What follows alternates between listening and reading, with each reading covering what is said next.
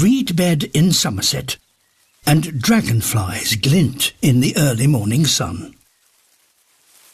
They won't take to the air until their wings are dry. Others have spent the night in large communal roosts.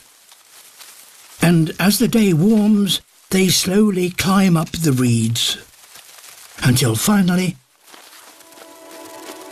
they're ready. All dragonflies begin their lives as larvae in fresh water, before emerging as adults for their summer in the sun. Their flying agility is second to none, or almost none. A hobby.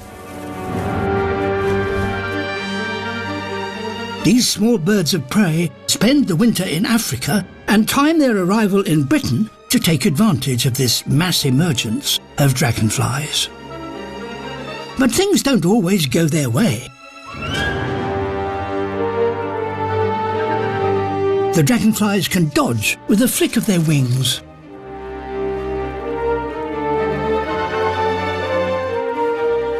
So the hobbies turn their attention to the female dragonflies who are busy laying their eggs on the water's surface.